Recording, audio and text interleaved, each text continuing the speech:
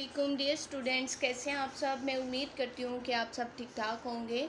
तो आज हम पढ़ेंगे एक्सरसाइज नंबर 1.3 और question number 7 and 8। Question number 7 और 8, ठीक है। ये आप लोगों के सामने मैंने क्वेश्चन नंबर 7 और 8 लिख दिए। अब ये देखिएगा कि मैं आप लोगों को बुक पे भी शो कर देती हूँ। इफ़ तो क्वेश्चन नंबर 7 देखें। If two this matrix plus this matrix is equal to this matrix then find A and B. A और बी की हमने वैल्यू फाइंड आउट करनी है, ठीक है। तो इसके लिए हम अपना पहले क्वेश्चन लिख लेते हैं और उसके बाद हम इसको सॉल्व करेंगे। तो ये देखें, मैंने क्वेश्चन लिख लिया है। अब ये देखें सॉल्यूशन के लिए सबसे पहले हम सॉल्यूशन लिख लेते हैं और उसके बाद हम इसको सॉल्व करेंगे। तो ये देखें कि जो 2 है ये अंदर मल्टीप्लाई होगा, ठीक है। तो ये देखें कि 2 अंदर मल्टीप्लाई होगा और +3 अंदर मल्टीप्लाई होगा is equal to this one. 2 को अदर जब हम मल्टीप्लाई करेंगे तो 2 का टेबल 2 तक पढ़ा जाएगा, 2 to the 4। तो ये देखें कि 2 को अब 4 के साथ मल्टीप्लाई करेंगे, 2 4 द 8, 3 2 द 6, साथ में माइनस आएगा क्योंकि इसके साथ भी माइनस है और 2 के साथ 1 है, इसलिए कुछ भी ना हो तो 1 होता है। तो 2 1 द 2, 2a प्लस अब इसी तरह से 3 अंदर मल्टीप्लाई होगा, 3 1 द 3 और इसी तरह 3b, 8 3 द 24 और 3 4 द 12, माइनस का 12 आएगा क्योंकि इसके साथ माइनस है, ठीक है। अब हम इन सब को ऐड कर लेंगे क्योंकि दरमियान में प्लस का साइन है। ये देखें दरमियान में प्लस का साइन है, इसलिए हम इन सब को ऐड कर लेंगे। तो ये देखते हैं हर एंट्री जो है अपनी कोरिस्पोंडिंग एंट्री में ऐड होती है। 4 + 3 8 + 3b, इसी तरह -6 + 24 2a -12, ठीक है, इज इक्वल टू 7 10 18 और 1।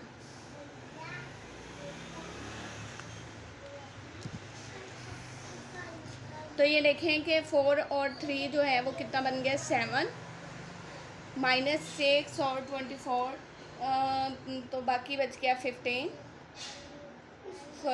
नहीं 18 बचेगा। और यहाँ से 8 + 3b एज इट इज़ आ जाएगा क्योंकि 8 में 3b जो है वो ऐड नहीं होता। इसी तरह 2a - 12 एज इट इज़। तो ये देखें कि हर एंट्री जो है वो अपनी कोरिस्पोंडिंग एंट्री के इक्वल होती है। तो यहाँ पे 8 + 3b किसके इक्वल है, is equal to 10। 2a - 12 is equal to 1। ये देखें ये 7 जो है इसके इक्वल है, 18 जो है वो इसके इक्वल है, ये वाला इसके इक्वल है और ये वाला इसके इक्वल है। इसको इक्वेशन नंबर 1 का नेम दे दें और इसको इक्वेशन नंबर 2 का नेम दे दें, ठीक है। अब हम सॉल्व करेंगे ए और बी की वैल्यू के लिए। तो ए और बी की वैल्यू के लिए जब हमने 8 + 3b लिखा तो 8 + 3b is equal to 10, 3b is equal to 10 - 8, ठीक है। तो अब ये देखें कि 10 में से 8 निकालें, बाकी 2। तो ये देखें कि ये जो 3 है ये मल्टीप्लाई हो रहा है तो दूसरी तरफ जाके डिवाइड हो जाएगा। जैसा कि मैंने पहले भी पीछे काफ़ी वीडियोस में बताया है कि जो चीज़ मल्टीप्लाई हो वो दूसरी तरफ जाके डिवाइड हो जाती है, जो डिवाइड हो वो दूसरी तरफ जाके मल्टीप्लाई हो जाती है। तो ये हमारी किसकी वैल्यू निकल आई, बी की। इसी तरह अब हम सेकंड इक्वेशन से हम 2a - 12 is equal to 1 from equation number 2, यहाँ से हम जो है वो a की वैल्यू निकालेंगे। तो ये देखें कि 2a is equal to 1 + 12, 2a is equal to 13। तो a is equal to 13 divided by 2, क्योंकि ये मल्टीप्लाई हो रहा था और दूसरी तरफ जाके डिवाइड हो रहा है। ये आपस में कटिंग नहीं होते क्योंकि दोनों जो है वो ऑड नंबर्स हैं। तो एक ऑड है और एक इवन है, इसलिए ये दोनों आपस में कट नहीं हो रहे। तो इनको ऐसे ही रहने देंगे। अब देखें क्वेश्चन नंबर 8 को। ये देखिए क्वेश्चन नंबर 8 है, हमें दिया गया if A is equal to this, B is equal to this, then find verify that. Verify का मतलब होता है कि फाइंड आउट करें, वेरीफाई करें दैट ए प्लस बी का whole transpose is equal to A का ट्रांसपोज प्लस बी का ट्रांसपोज। तो ए प्लस बी का होल ट्रांसपोज, इसको हम नेम देंगे लेफ्ट हैंड साइड का और दूसरे को हम देंगे राइट हैंड साइड का। ठीक है, दोनों का जो है आंसर वो इक्वल आना चाहिए। अब ये देखें कि हम सबसे पहले लेफ़्ट हैंड साइड को सॉल्व करेंगे। तो लेफ़्ट हैंड साइड को सॉल्व करने के लिए हम सबसे पहले ए प्लस बी करेंगे और फिर उसके बाद उसका ट्रांसपोज लेंगे। तो ए की वैल्यूज़ लिख ली 1 2 0 1 और प्लस दरमियान में, और फिर बी की वैल्यूज़ लिख ली 1 1 2 0 और एंड पे जाके इनका ट्रांसपोज लेंगे, क्योंकि होल ट्रांसपोज है, जब भी होल ट्रांसपोज हो तो एंड पे लेते हैं। तो ये देखें कि 1 + 1 2, 2 + 1 3, 0 + 2 2 आंसर आ गया, 1 + 0 तो 1। अब इसका हम ट्रांसपोज लेंगे। ठीक है, तो ट्रांसपोज लेने के लिए हम क्या करते हैं, number of rows change into number of columns और number of columns change into number of rows. 2 3 जो है वो फर्स्ट रो है तो फर्स्ट कॉलम बन गया, ये सेकंड रो है तो ये सेकंड कॉलम बन गया। तो ये हमारा क्या मालूम हो गया, ए प्लस बी का होल ट्रांसपोज। अब हम करेंगे राइट हैंड साइड। तो ये देखें राइट हैंड साइड है, राइट हैंड साइड में ए का ट्रांसपोज प्लस बी का ट्रांसपोज। यहाँ पे होल ट्रांसपोज नहीं है, अलग अलग ट्रांसपोज है।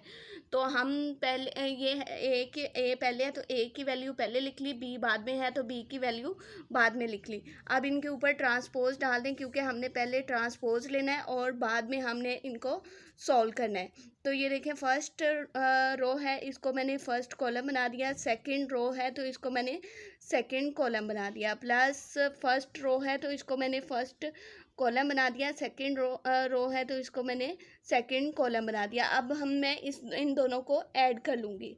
1 + 1 2, 1 + 2 1 0 + 2 2, 2 + 1 3 और 1 + 0 1। तो ये देखें कि 2 2 3 1 हमारा जो है वो राइट हैंड साइड आ गया। तो अब हम दोनों को कंपेयर करेंगे कि दोनों के आंसर इक्वल हैं। लेफ़्ट हैंड साइड का मैं यहाँ पे लिख देती हूँ ताकि आप लोगों को सही से समझ आ जाए। तो ये देखें कि लेफ़्ट हैंड साइड जो है वो हमारी ये थी। तो अब हम इसको ऐसे लिखेंगे कि ए प्लस बी का whole transpose is equal to A का ट्रांसपोज प्लस बी का ट्रांसपोज, दोनों इक्वल हैं। ठीक है, दस प्रूव दैट, ये लिख देंगे, ये आंसर है। ठीक है, ए प्लस बी का transpose is equal to A का ट्रांसपोज प्लस बी का ट्रांसपोज। ठीक है, या आप लोगों को समझ आ गई होगी, मैंने कोशिश तो पूरी की समझाने की। तो अभी ये देखें कि ये जो सेकंड पोर्शन है इसमें नेगेटिव साइन आया है, बाकी same as it is first portion की तरह ही है। अब ये हम इन चारों में से एक करते हैं। ये देखें कि ये ए प्लस ए का transpose is a symmetric is. तो ये देखें कि ये A plus A transpose is symmetric. तो ये हमने फाइंड आउट करना है कि ये सिमेट्रिक है या नहीं है। ठीक है, हमें ए और बी की वैल्यूज़ दे दी गई हैं। ए प्लस ए का ट्रांसपोज इज सिमेट्री की डेफिनेशन ये होती है कि अगर हमारे पास ए मैट्रिक्स है और इसका ट्रांसपोज ले लिया जाए तो इस जो ट्रांसपोज ले लिया जाए वो दोबारा से वही आंसर आ जाए। तो अब हमने यहाँ पे मालूम करना ए प्लस ए का ट्रांसपोज। तो हम ये करेंगे कि ए लिखेंगे, ए का जो मैट्रिक्स है हमें वो लिखेंगे। तो हम ए का मैट्रिक्स लिखेंगे और फिर उसके बाद ए का लिखेंगे और उसका ट्रांसपोज लेंगे। तो दोनों को ऐड कर देंगे, जो हम ऐड करेंगे जो आंसर आएगा उसको दोबारा हम उसका ट्रांसपोज लेंगे। ठीक है, जो आंसर आएगा उसका दोबारा ट्रांसपोज जब हम लेंगे तो वो वाला आंसर जो है वो इसके इक्वल अगर हुआ तो ये सिमेट्रिक, अगर ना हुआ तो फिर ये सिमेट्रिक नहीं है। तो आइए अब हम देखते हैं।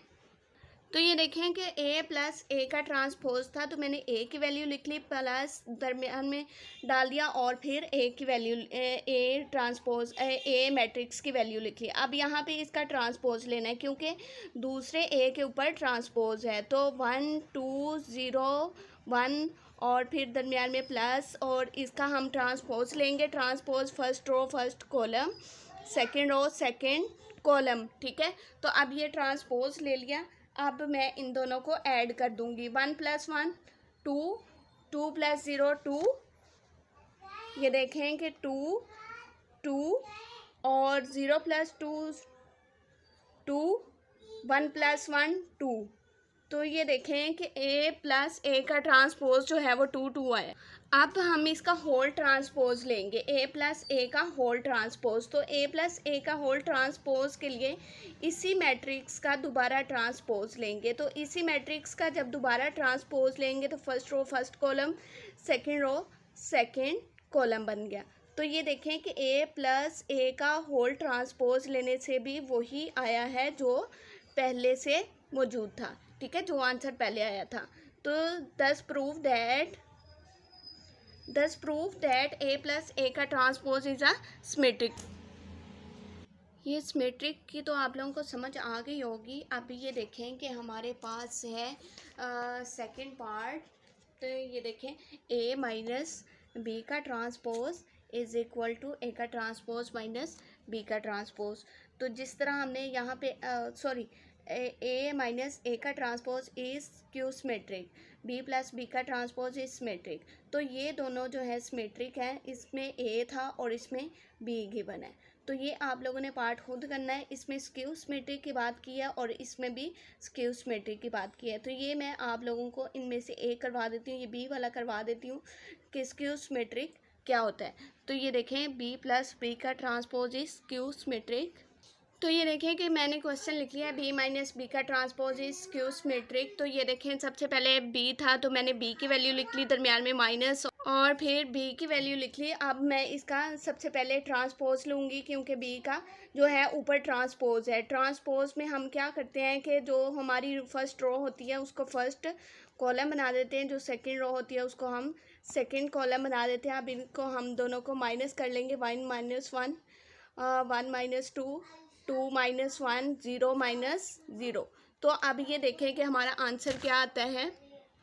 1 - 1 0 और 1 में से 2 निकाल दें तो माइनस का 1 आएगा क्योंकि 2 जो है वो बड़ा है, बड़े वैल्यू की हमेशा जो है वो साइन यूज़ होता है। 2 - 1 तो यहाँ पे 1 आएगा, 0 में से 0 निकाल दें तो बाकी जो है वो हमारा आंसर 0 आएगा। तो बी माइनस बी का ट्रांसपोज हमें मालूम हो गया। अब बात होगी सिमेट्रिक की, स्क्यू सिमेट्रिक की। स्क्यू सिमेट्रिक क्या होता है? स्क्यू सिमेट्रिक में हम इसका एक बार ट्रांसपोज लेंगे और दूसरी बार इसका नेगेटिव मालूम करेंगे। दोनों अगर इक्वल आंसर आ गए तो ये हमारा स्क्यू सिमेट्रिक है, अगर इक्वल आंसर ना आए तो ये हमारा स्क्यू सिमेट्रिक नहीं है। जो मेरे चैनल पर न्यू हैं वो सब्सक्राइब करना मत भूलें ताकि हर न्यू आने वाली वीडियो आप लोगों तक पहुंच सके। तो ये मैंने बी माइनस बी का ट्रांसपोज जो मालूम किया था वो लिख लिया, बी माइनस बी का ट्रांसपोज। तो अब हम इसका अगेन ट्रांसपोज लेंगे एक बार और एक बार हम नेगेटिव मालूम करेंगे।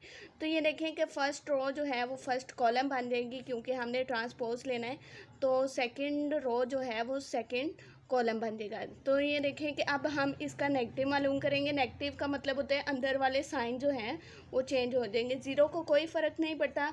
तो ये माइनस माइनस प्लस का 1 हो जाएगा और ये जो है प्लस माइनस माइनस का 1 हो जाएगा। जो प्लस के साइन थे वो माइनस के हो गए।